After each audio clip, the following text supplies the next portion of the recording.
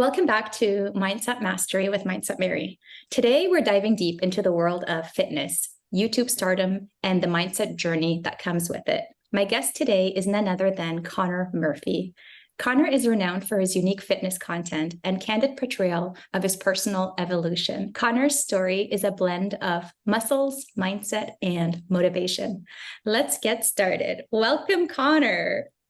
Thank you. Wow. Appreciate the intro. Yeah, good to be here. Oh, glad to have you. So, Connor, let's kick things off by looking at the beginning of your journey. What really first drew you into the fitness world and then subsequently having a YouTube channel? Yeah, so I was drawn into the fitness world around 11 years old or so. I started out with simple calisthenic movements. I wasn't old enough to go to the gym. My local gym, you had to be 13 years old to get into the weight room. And so I was eagerly awaiting outside the door on my 13th birthday to get into the weight room. So started lifting weights at 13. And the primary reason for doing so was because I was a shy, introverted kid. I didn't really fit in. So my family and I moved from Michigan to Arkansas, and I was the new kid. And I didn't really fit in. I didn't really have many friends. I was considered somewhat of a social outcast simply because I was new. And so I wanted to gain respect from guys and girls. And so out of that insecurity, I started lifting weights. And it became a habit, it became a discipline, and I continued doing so, until now in my entire life. And when I was in college, I had this internship over the summer. So I was majoring in computational math and economics.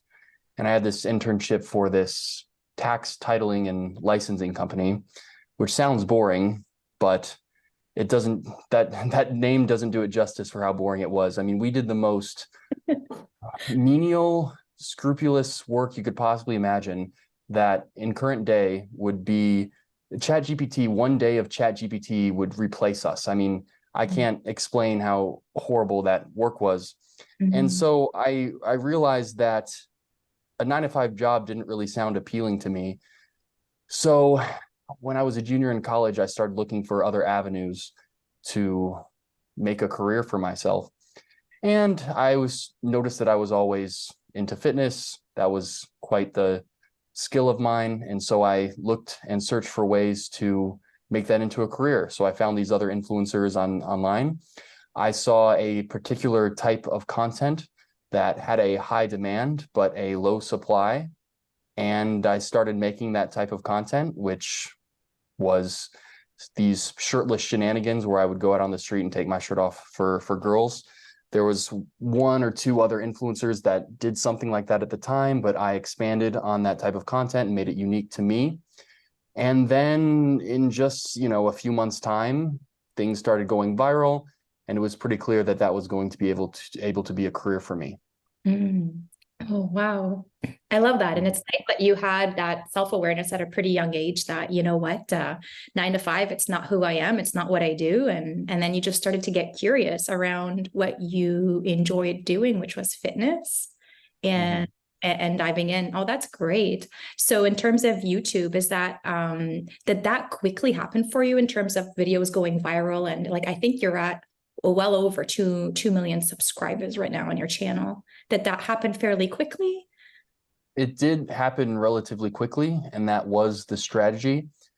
I think at the time I began YouTube, I had around a year or so until I finished college, maybe a year and a half. And so the goal was that I needed to compile a large enough audience to sustain some sort of career by the time I graduated college. And so there was that pressure that motivated me to create the type of content that would go viral pretty quickly. And so, yeah, it did. I think after just a couple months, my video was posted by some other channel, which gave me the initial couple thousand followers that I needed. And then the algorithm kind of took over from there.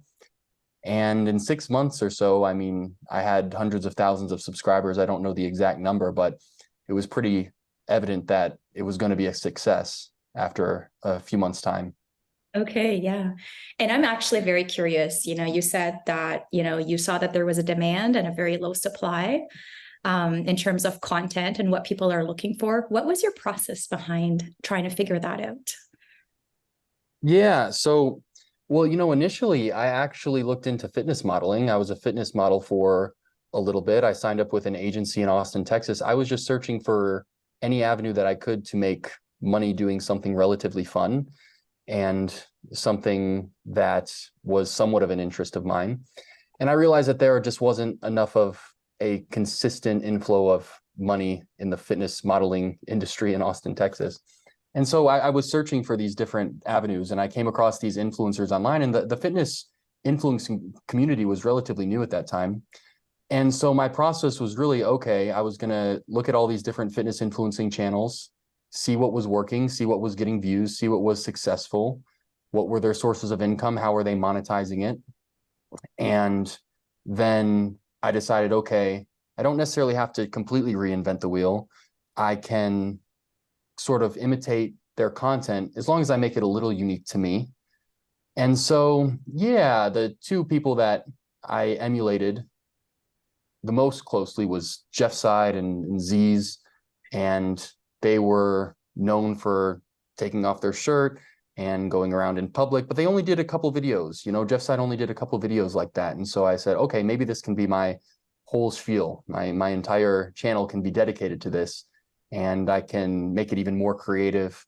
And I kind of combined a few different niches. I combined the fitness niche, I combined the pickup niche, so interacting with girls, and the prank niche. So a lot of these videos that I did had some sort of comedic element. They had some sort of intriguing punchline. In fact, that's where a lot of the good reactions actually came from. It was a little deceptive because a lot of people think that the girls' reactions were directed at my physique. And while that might be true somewhat, a lot of the reaction actually came from the comedic element, the theatrical performance behind it, right? The punchline, right? If I would have just gone up to girls and just like showed my abs, they would have been like, what? But because it was fun, because there was some sort of comedic element, there was some sort of joke behind it, the combination of all those factors really led to some magical content that went really viral. That is so cool. That is so cool. It's funny because I had a show on Monday with someone who literally, like what you just described is what he said, which is like things are already out there, right? Like there is already stuff happening on these types of shows, videos, like content is already out there. It's about taking it all in and putting it through your own filter and then coming up with something that's unique to you, right? And that's nice. That's nice to see that really created a lot of success for you. So Yeah, absolutely. that's awesome. So then take me to like someone who grew up, felt socially awkward, insecure. You went through fitness, you started building your physique, started doing viral videos, fun videos, entertaining videos. How much of your insecurities and your persona, like how did you evolve in terms of your insecurities by doing this type of work in terms of being in front of a camera, going up to random strangers? I guess I'm just sort of curious as to like, were you able to diminish some of those insecurities, or was it more of like, it's a persona, I'm acting as this person on social media, it's not really who I am? How did you navigate that? Yeah, well, it's a little of both. So this was one of the reasons why this whole YouTube journey appealed to me, is because I realized that it was going to make me get out of my comfort zone. Even in college, I was still quite shy and introverted. I was the type of guy who could not go and socialize at a party without getting absolutely wasted beforehand. Yeah. And so YouTube actually gave me the opportunity. I actually quit drinking alcohol, and I said, okay, I'm going to force myself to be able to go socialize without the crutch of alcohol. And hopefully that will expand my social comfort zone. And the YouTube endeavor would help that as well. And so, yeah, it certainly is a persona. So those shirtless shenanigans that I did online, I would never do anything like that in real life if a camera was not on me, right? But creating a persona can actually be really powerful to help you overcome some insecurities, because we all have this ego, we all have this identity, this way that we look at ourselves. And it's actually really difficult to change that. There's going to be a lot of mental resistance when you attempt to change that directly. But if you create a persona, it's almost like a shortcut because your mind frames it in a way where it's not really you, it's something different, it's a character. And so you can act outside of your realm of identification, right? So I created this character, this confident Chad character who could go up to girls and take off his shirt. And because I created the character, that's what actually allowed me to be able to do that.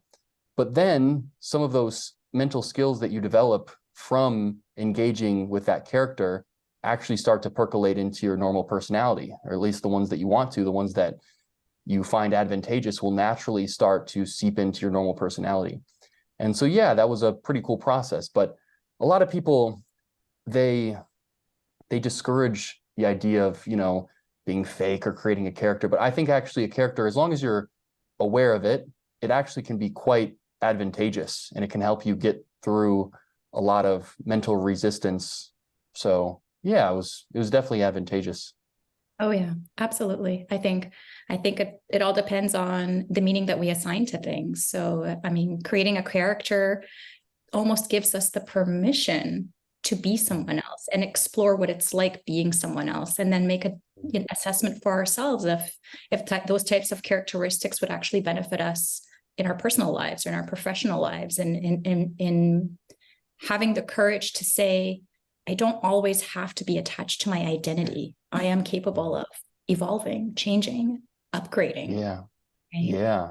Yeah, absolutely. And that is the fascinating part about creating a character is you start to realize how malleable the personality actually is and how illusory it is in some regard, right?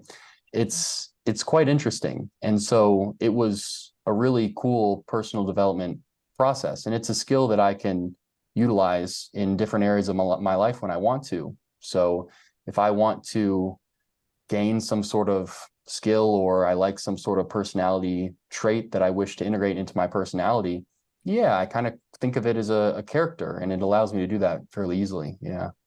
I love that. That's awesome. So then take me to the fitness world, because I know you've been super vocal about, some of the dark sides of the fitness world. Can you tell me a little bit about negative experiences that you had personally or that you see in the fitness industry? Yeah, well, the fitness industry is just absolutely a breeding ground for insecurity. I mean, that's the type of people that the fitness world attracts are insecure people, right? Like I said, I mean, I began fitness out of an insecurity, and most people do, right? And building a good physique, it might seem to help on the surface, but in reality, it's just a band-aid that's masking the root insecurity that that caused you to begin that endeavor in the first place, right? And so the problem is if people don't apply their mind, they don't work on their mind at the same time that they work on their body, they're going to develop a lot of dysfunctional mindsets like body dysmorphia. So, an insecure person that enters the fitness world and they don't start to mitigate those mental insecurities, they're going to develop some sort of body dysmorphia, and the physique is never going to be sufficient, right? They're going to keep wanting more and more, and then they're going to end up abusing drugs, right? So it's like they get a good physique and they're like, oh, still not happy. Okay, well, maybe when I get an even better physique, they get that physique, oh, still not happy. And so it's just this spiral of continuing to abuse more and more drugs. And I mean, this is essentially the world of bodybuilding for you, And so, yeah, it's very interesting to me. It's so crazy how there's this sport that's predicated on insecurity and drug abuse, right? People are totally ruining their health. They're absolutely destroying their bodies, all to look this certain way to compete in some sort of ritualistic vanity show. And it's wild, I mean, on the one hand, I have a lot of respect for them and I understand the appeal of doing it. I mean, a lot of times it's a way to make a career for themselves, there's a competitive nature to it, but man, underlying everything is this catalyst of insecurity. And so, yeah, it's really interesting. That has been something that I've tried to expose through some of my content. But so yeah, that's why actually now I'm trying to promote a more balanced regimen, especially when it comes to supplementation for the fitness industry. Because even as like, it's not just the drug abusing bodybuilders that are unhealthy, both psychologically and physically. It's also the natural bodybuilders that don't use any performance enhancing substances at all. I mean, I was a completely natural bodybuilder who never took any sort of performance enhancing supplement. And I was meticulously counting calories. I was sacrificing my social life. I was engaging in all this obsessive compulsive bodybuilding behavior. And somehow I was tricked into thinking that it was healthy just because it was quote unquote natural, that I wasn't using any performance enhancing substances, but it just wasn't the case. I was actually, my mind was orientated toward this extreme behavior, just like these drug abusers, you know, it was just on the other end of the spectrum. Maybe it wasn't quite as physically unhealthy, but it was physically unhealthy, and it was also psychologically unhealthy. I mean, when you restrict calories for an extended period of time, especially when you cut down for like a competition, I mean, a bodybuilding competition, even as a natural, is one of the most unhealthy things you can do. It absolutely destroyed my hormones, destroyed my metabolism. I mean, you have these natural bodybuilders who are competing in these natural bodybuilding shows, and they're quite literally chemically castrating themselves. I mean, their testosterone levels plummet to like female levels or prepubescent levels. It's wild. And so, yeah, there are a lot of dysfunctional mentalities in the bodybuilding world. There's a lot of unhealthy behavior. And so, yeah, that's something that I want to do, is be a proponent of a more balanced approach. Hopefully it'll help a lot of people. Oh, absolutely. And I think these are the conversations that we need to be having more of in terms of, um, as we're pursuing our physical fitness, how are we supporting it with our mental fitness, and how are we supporting it with our emotional fitness and our spiritual fitness, and how do we balance all of that? I'm curious, when did you discover that, oh my goodness, my choices are very unhealthy, I'm not in a good place? And how did you break out of that when so many people are struggling in silence in the fitness industry? Yeah, well, I guess I started to get wind of it when my fitness career actually took a turn for the worst. So there was this guy online, his name is Derek from More Plates, More Dates. He spread this rumor that I was a fake natty, that I was lying about the substances that I was taking, which was not true. He propagated this theory that I lost some of my gains. I wasn't looking as good because I came off of my steroid cycle, because I was losing my hair. So I had to quit my steroid cycle to keep my hair.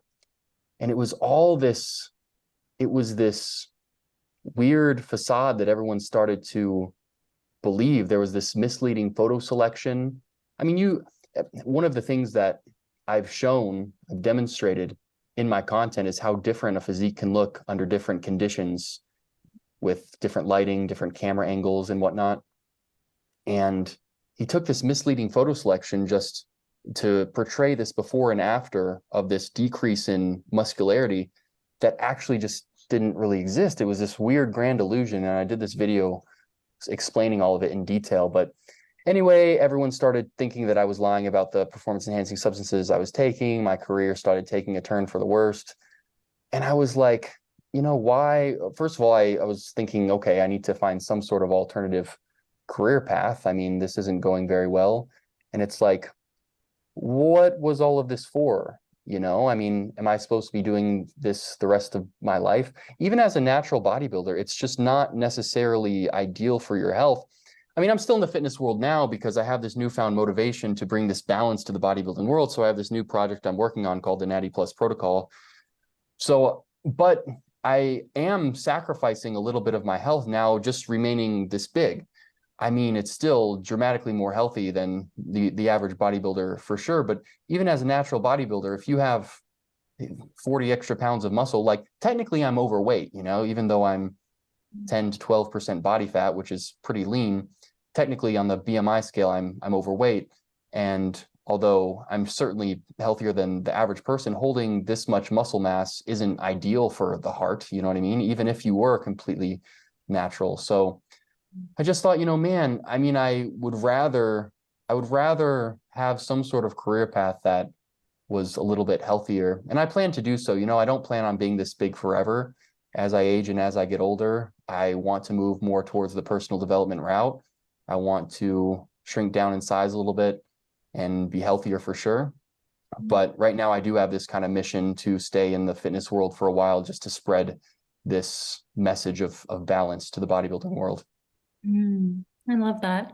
As they say, our Mhm. mess can become our message, right? Yeah, Our of pain course. transforms to purpose. So it sounds to me like you've taken your experiences and really have tried very hard to create some meaning out of it and Mhm. identify how you can actually give back to the fitness industry and help other people, not have to go through some of the darkness of that industry. But yeah, no, I totally commend you for that. That's awesome. That's awesome. So Yeah, I then, appreciate it. so then with your Natty Plus protocol and what you're doing right now, where do you see yourself going with the fitness industry? How do you envision making these positive changes? Yeah, so right now I am focused on this project called the Natty Plus Protocol. So started a couple months ago and mostly focused on short form content on TikTok and Instagram and YouTube Shorts. And what I like about it is that I create this content and I teach people about supplementation, about the science behind it. I offer them insights into my experiments that I do with the supplements. I'm completely transparent with my lab work. And so there's a lot of good information there, and not a lot of people are doing things like that. But also what I like is I also promote a certain philosophy. So a lot of my shorts are more philosophical. It's Mm. breaking the typical conceptualization of the natty or not duality and changing it from a dichotomy to more of a spectrum. And Mm. that's really a cool philosophical undertaking because it's a completely different way of thinking. And it's really what the bodybuilding world needs. I don't think that the bodybuilding world doesn't really understand the implications of subscribing to this dichotomous natty or not model, right? Because when you picture natural versus not as a dichotomy, it actually can lead to this all or nothing mentality that encourages drug abuse, right? So if you know anything about the world of bodybuilding, people are very attached to their natural card, right? It's this kind of symbol of status, right? Oh, I'm natural, so I'm superior to the drug users in some way, right? But inevitably, a lot of naturals will be dissatisfied with the natural approach to bodybuilding. They won't get the results that they're looking for. And so they will decide to go to the unnatural side and start taking performance enhancing substances, right? But because they are attached to that natural identity label, it's not worth it to them to just dip their toe in the unnatural side. They end up abusing drugs to make losing their natty card worth it. Mm. Because of this subscription to this dichotomous model, they're identified with the natural label or the unnatural label, right? There's no in between. So I like to think of it more of a spectrum. And in this way, say you're a 3 on the natty or not spectrum, and you're dissatisfied with a natural approach, then you can just move up to a 4 rather than taking some giant leap from like a 3 to like a 7. A 7 would be like the typical enhanced athlete bodybuilding's performance enhancing supplement protocol, right? And the reality is, it absolutely is a spectrum. I mean, if it was a dichotomy, there would have to exist some sort of parameter or metric or condition shared by every item or substance in the unnatural category that is absent from every substance or item in the natural category. And you can't find something like that. It just doesn't actually exist, right? Some people would say, oh, you're not natural if you take an exogenous hormone. I should say it doesn't exist without running into contradictions relative to the consensus on supplementation. So for example, some people would say, oh, this condition is that if you take an exogenous hormone, then that means that you're unnatural. But vitamin D is an exogenous hormone. People take that, they don't consider themselves unnatural. Melatonin is an exogenous hormone. I mean, eggs are exogenous hormone. They contain cholesterol, which is literally a steroid hormone, not an anabolic androgenic steroid hormone, which is what colloquially is considered a steroid in the bodybuilding world. But you get my point. You can, or if someone might say, oh, if it's banned by WADA, then it's unnatural. Well, cannabis is also banned by WADA. Is that unnatural? You know? So you run into all these contradictions, and the reality just is that it is more of a spectrum. And people might think that this is some sort of semantic argument, but people don't understand the implications, the psychological implications of actually thinking about it in that way, because it actually does lead to a lot of dysfunctional mentalities. Oh, absolutely. I would totally agree with you. I mean, it's like an all or nothing approach, right? Like it's not it doesn't leave room for creativity and trying to kind of push yourself down the spectrum a little bit without feeling like you really need to go to the other end of the spectrum if you're going to make change. And I think people tend to like also want to feel that sense of belonging. So if there's a group of people, they're at the gym, they're very, very, bulked up, and they tend to click together and hang together. And, that's at least what I've noticed, is that, certain people and personalities tend to stick together. I sort of want to go back though to like the whole concept of like insecurity, what's driving people to look a certain way? Like, what are people trying to get out of that physique or that look? What's the end goal? What are they after? I mean, I think for men, most of the time, it's that they are trying to acquire validation from women. The majority of the time, that's why men get into the fitness world. Mm-hmm. And the issue here is that there is certainly some ignorance of social dynamics. A physique is super over exaggerated in terms of the importance when it comes to getting women, right? Mm-hmm. And so, yeah, that's the issue. I mean, a lot of people, they'll get a good physique, and what they'll realize in the bodybuilding world is that they get a lot more attention from men than they do women, right? Obviously, yeah, the majority of women probably like a fit, lean physique, an athletic physique, sure. But also a lot of bodybuilders overdo it to the point where women find it quite repulsive, So a lot of men, they are ignorant to the fact that getting a physique is not going to get them the external validation from women that they're thinking it will. Yeah. And then also, it's like you have to understand that even if you do get that external validation from women, that's not necessarily going to make you happy or fulfilled in the long run as well, right? It's just kind of another trap, this other trap of just seeking some sort of external acquisition or goal to fulfill yourself. And it's just kind of a never-ending journey that you'll never reach a destination, right? And so, yeah, people fall into a lot of these traps, and it's tough. But it's tough because you can't really tell someone this. You could tell someone, oh, you can get a good physique. It's not going to make that big of a difference in your dating life.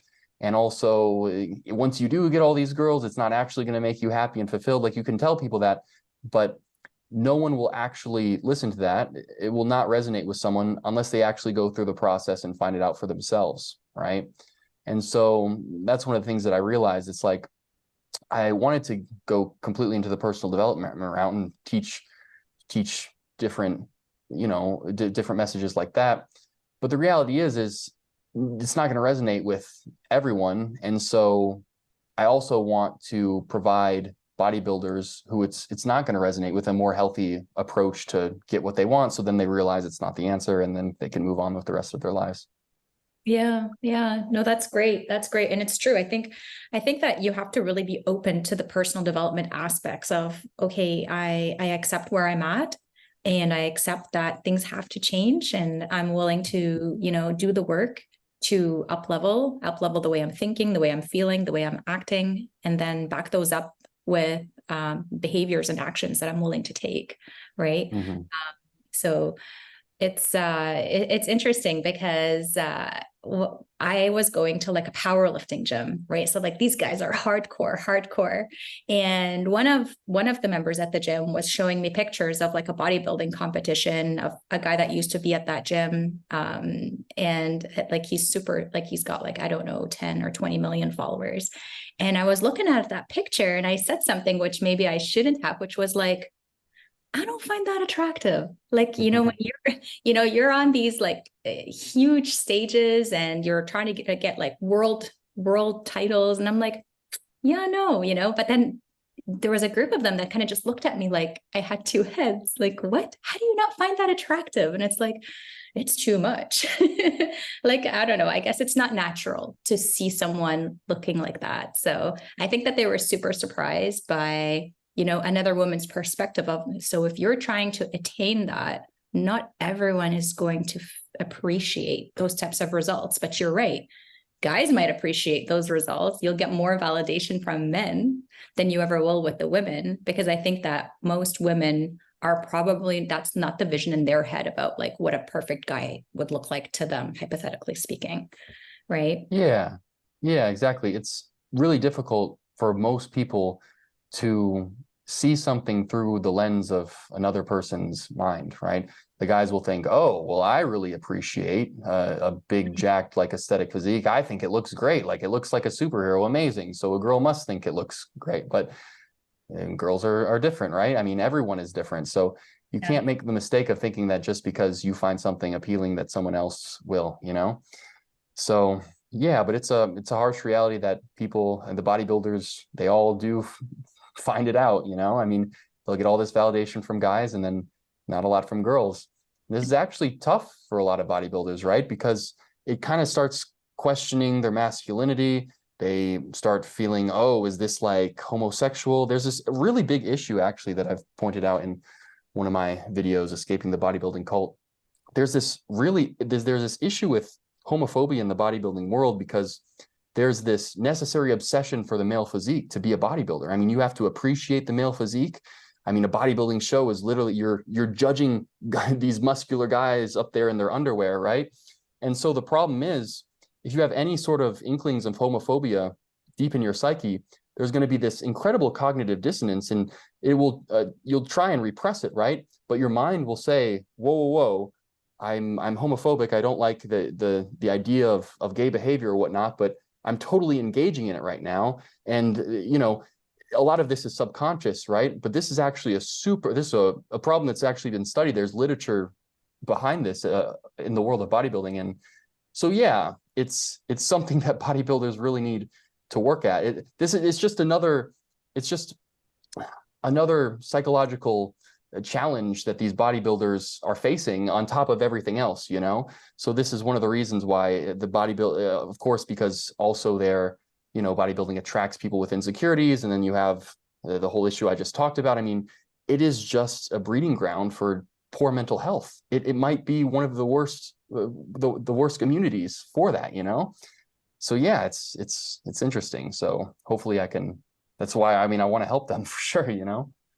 And I love that you're shedding so much light on these issues and like body dysmorphia in men, because, you know, we always think about it in terms of women, right? Women never liking their bodies, never accepting their bodies, and always feeling dissatisfied. But you bring in the other aspect of it, which is in men and how men actually experience body dysmorphia as well. Most women would never think that men experience this, you know, or a lot of men experience this. But I think that like if you're in the gym and you're beginning to obsess over working out and building your physique, and you know, yeah, you're chasing something because you feel like in the present moment, in the current state that you're in right now, that's just not enough. Like you want to grow, you know, your body, your physique, you want it to get better. And what happens is naturally, like when I work with clients, it's when you really look into it, what's happening is that you're comparing yourself and your expectations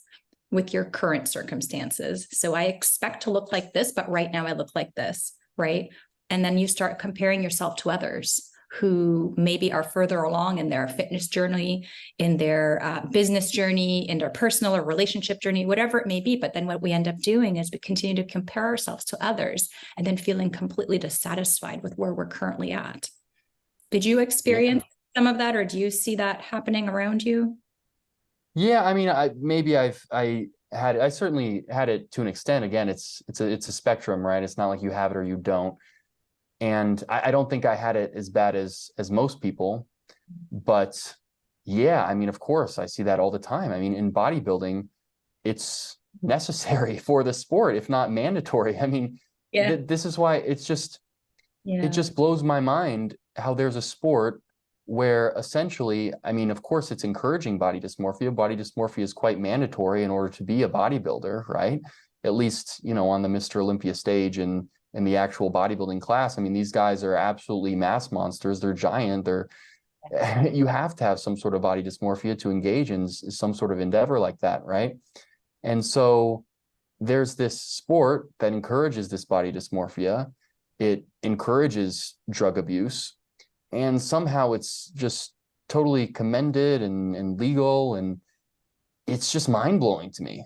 It's wild. So there definitely needs to be a more balanced approach. And the problem is like, you know, the bodybuilding community, the bodybuilding sport, they tried to create a men's physique class, which is a class of smaller guys, more natural looking guys, guys that have a great beach body. And it started out great, but then people in that category gradually started getting bigger. Judges gradually started encouraging that the guys were getting bigger and bigger. And now it's like some of the guys in this category are huge to the point where you have to be abusing drugs just to compete in that category too, you know? And Yeah. so it's just a totally unhealthy place. It's ritualistic. It seems like a cult to me. And I just don't think that this is really an exaggeration, you know? It's just people are kind of blind to this fact because no one talks about it, and it seems just like it's a sport, you know? Mhm. But man, yeah, this stuff definitely needs to be talked about. 100%. And like, I'm actually super curious, like who stands to benefit from this? Who is benefiting at the end? Is it the pharmaceuticals and, you know, the companies that are producing these drugs and performance enhancers? Like, who's winning at the end at the expense of all of this? Yeah, I don't think it's really the pharmaceutical companies yet. I mean, most people acquire their performance enhancing drugs, especially the intense ones underground. They're not necessarily legal yet. Some of them are, you know, the testosterone is now. So pharmaceutical companies are benefiting from that. But yeah, I mean, it's interesting. The origins of bodybuilding, it's this really interesting story. And I go more in depth in this in my video, Escaping the Cult of Bodybuilding. But it really does seem like it started out as some sort of gay cult. And this isn't really an exaggeration. People tell stories about how they gave judges sexual favors for higher show placements because show placements are extremely subjective, right? You know, it's how good a body looks. If someone has a similar amount of muscle mass and a similar amount of body fat percentage, it's totally a subjective call whether or not to place that person above another person, right? And so, yeah, if you look at the origins of bodybuilding, it seems like it was created by a lot of gay men to create this kind of cult of sexual favors. And obviously it's progressed from there. I'm not saying the entirety of bodybuilding now still engages in stuff like that, right? Obviously it's expanded beyond that, but that really is what it seems like its origin point, you know? And a lot of bodybuilders are hesitant to admit this. I mean, the honest ones, you can look how a lot of honest ones have come out and they've been like, yeah, they've been offered higher show placements for sexual favors and whatnot. And so I think that's really why it was created.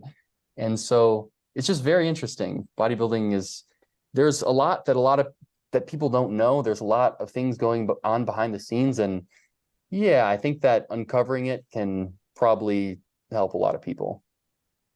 Oh, absolutely. I think as a first step, it's always building that awareness, and normalizing the conversations around, you know, issues that maybe someone is thinking in their head, but afraid to vocalize in their gym, in their community, among their peers, wherever it may be.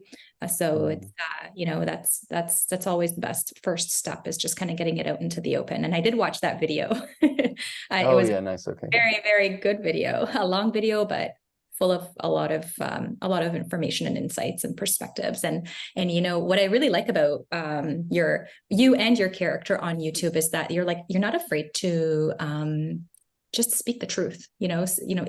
In spite of like it maybe not landing well on certain people, or you being considered somebody who's kind of like the black sheep, or going against the grain.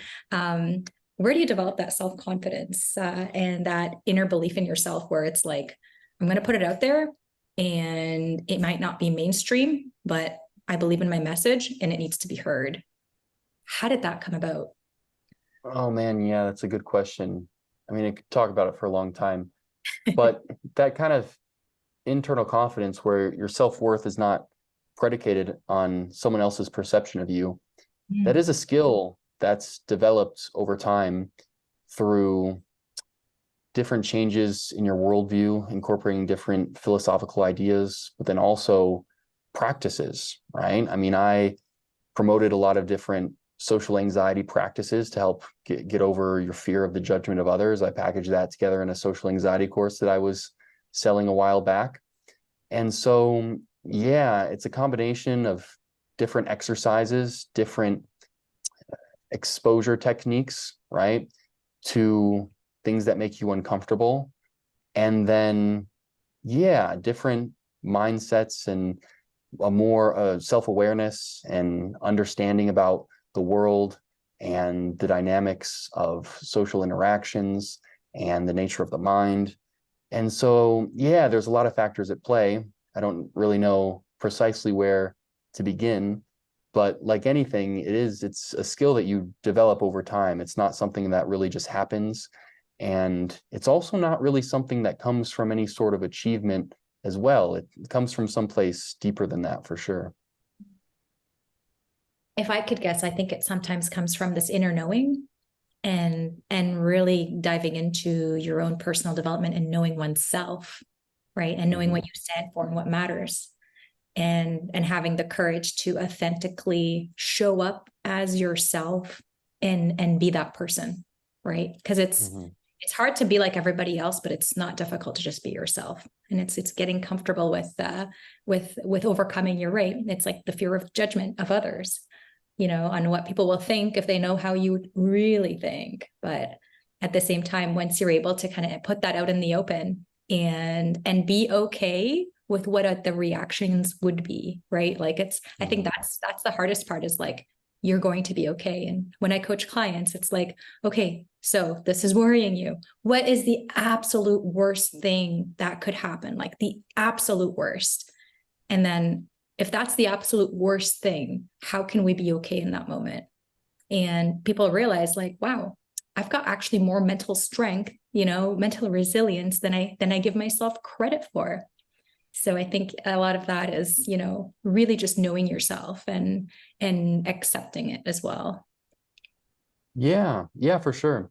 And when it comes to these negative emotions like social anxiety or something like that, I always contemplate and question, is that an advantageous emotion? Because all the emotions, even the negative ones, maybe especially the negative ones, that we have some sort of evolutionary purpose, right? So when it comes to social anxiety, I mean, when we're living in tribal times, if we do something socially uncalibrated, we could be ostracized from the tribe or executed. So it makes total sense from an evolutionary perspective why social anxiety would be incorporated into our psyche. But then as we progressed and society became more safe, it doesn't really seem like as necessary of an emotion. But unfortunately, it's like now we have the advent of cancel culture, where actually when you say the wrong thing online, your livelihood could be threatened. You could be societally ostracized. And it's almost like it's re-becoming a totally rational, like psychological mechanism again, which is tough. But for the most, I mean, it's really tough when you're an influencer. For the average person, still, absolutely, social anxiety has much less of an advantage as it did in tribal times. And just the awareness of that, once you start looking at that from a logical perspective, that in its of itself will help your brain start rewiring itself. But then, of course, practices, actual exposure therapy helps as well. But I think that's really important. It's like every emotion that you have, you need to question whether it's an advantageous emotion, because while in many regards you want to align yourself with the way that things are supposed to be naturally, like when it comes to something like fasting has so many health benefits because it makes total sense because in primal times, we probably didn't eat every 2 hours like the typical American diet, you know what I mean? But on the other hand, you have to question some of these biological proclivities that you have, because I don't think that we necessarily evolve to be happy. I think that happiness and fulfillment is some sort of deeper kind of spiritual endeavor, right? From a biological perspective, you never want to be happy or fulfilled, because if you're too content, you're wasting time being content when you could be going and attempting to accrue more resources to further your chances of survival or accrue more chances of reproductive success, right? And so it's evident to me that there does have to be some sort of rebellion against our innate biological instincts, which it makes perfect sense because we live in a totally unnatural environment as well. It's like in the past, you could eat whatever you wanted because you would have to exercise to actually go and find your food. Food was highly satiating. It wasn't highly palatable like today's food. And so if you found food, you could just eat it, but you can't do that today. You can't completely follow your biological instincts, or else you'd just be eating a bunch of donuts. I mean, a lot of people in the West totally follow their biological instincts, and look what happens to them. They're extremely obese and unhealthy, right? So yeah, there's this weird balance, because on the one hand, you can learn a lot from what's natural from a biological perspective, but from another perspective, it seems like there should be some sort of rebellion against biological instincts as well. It just depends on the circumstance, and takes wisdom to figure out how exactly to navigate that.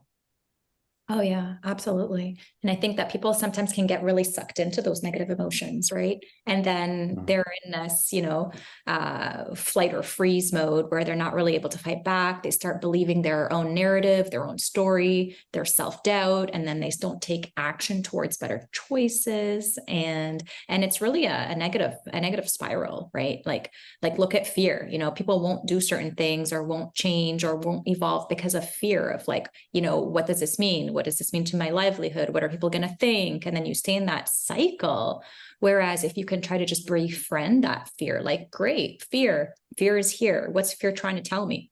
Right? What do I need to pay attention to? And then how do I use that as information to make the good decisions, right decisions for myself, right? Instead of just making fear evident and then stop me in my tracks, and then I don't do anything, and then we're just, we're not helping ourselves. We're not helping ourselves. And I think that, being able to navigate some of the mental noise that we are always trying to sift through, and trying to do that in a way that's more productive and actually helps us instead of hinders us from our growth and our success and our development, and trying to achieve that happiness or joy or fulfillment. And it's like we get bottlenecked into these negative emotions, and then we just stay in them.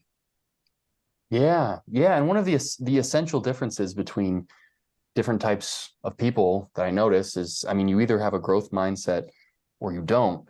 And a growth mindset is just so powerful. And unfortunately, you see with all this chaos in the West that the ideology over there is totally discouraging a growth mindset. People are inculcated with the idea of being a victim and looking for any possible avenue that they can use to classify themselves as a victim. One of my primary tenets of my philosophy is to become comfortable with being uncomfortable, to expand your comfort zone. And this seems just so obvious, right? Because what suffering is, the root cause of all suffering, and this is essentially a tautology. It's basically just saying that the root cause of suffering is suffering, but the root cause of suffering is aversion, which means that you don't like what's happening, right? You are uncomfortable with what's happening. And so it's so obvious to me that in order to reduce your suffering, because most people, obviously, they would like to reduce their suffering, then it would help to become comfortable with being uncomfortable, or at least expand your comfort zone where you're comfortable with more things. And so every day, when I have a chance to be uncomfortable, I take it. And the more content I can be under those uncomfortable circumstances, the less I suffer. And so anytime there's a mental challenge, every time that I have the chance to get offended, or I have the chance to be distraught, I use that as a mental challenge, and I start falling in love with it. And it becomes this game. It's a skill that you develop, right? Because as humans, we're wired to seek some sort of progression, right? This is what optimizes our dopaminergic system, right? And so because this is a skill that you develop, it actually does wonders for your dopamine levels. And it's something that you can work towards for the rest of your life. And so it gives you some sort of meaningful goal to work towards, no matter what, right? I mean, you never have to stop attempting to be more and more content with the cards that life gives you, right? And so it's just so obvious that this is something that everyone should incorporate in their life, but they don't, you know? And that's what's tough. So that's definitely something that I want to promote. That just seems like such a fundamental, beneficial endeavor that humans can attempt. Absolutely. And I think that you've been promoting that through your exposure therapy and through your course and trying to help people really just better themselves, right? Like we will never, there's no like end destination for personal development and self-improvement. It's really about going along the journey and having, stacking those wins of evolving and getting better at ourselves as people. And, it's a beautiful journey. I think people who are into personal development, I think they're in it for life just because they see the benefits, and being in pursuit of that goal definitely raises our dopamine levels a whole lot more than once we're actually at that destination, achieving a particular goal. So we should always be in pursuit of something that's, bigger than ourselves. So, okay, that's awesome, Connor. I think that you had so many insightful moments and mindset shifts that you've shared with the audience. So for people who want to get into your world and have more exposure to your work and what you do, where can people find you? Yeah, mostly I'm concentrating on the Natty Plus Protocol social media right now. I'm not really too focused on my old channels. So the Natty Plus Protocol social media, if you're into bodybuilding at all. Oh, and you know what's interesting? I'm creating this new channel. I think I'm actually going to post the first video today, but a new personal development channel called Socially Constructed Psychosis. And I'm starting off with this series called Dear Connor Murphy, which is essentially, it's like escaping the bodybuilding cult, but on steroids, right? So it's going to be, that series is going to be probably 13 episodes, 15, 20 minutes a piece. And it's kind of it's the similar ideas of escaping the bodybuilding cult, kind of deeply explaining my entire journey and my different eccentric social media antics. And so that's a cool one that whoever is watching this might be interested in. So I think I think I'm actually posting the first video right after we get off this call. So that's awesome. Then I'll be sure to I'll be sure to link it in the description below if anybody wants to go over there and take a look. That's awesome. cool. Thank you, Connor. Appreciate you taking the time to meet with me and have a super amazing and insightful interview. Take care.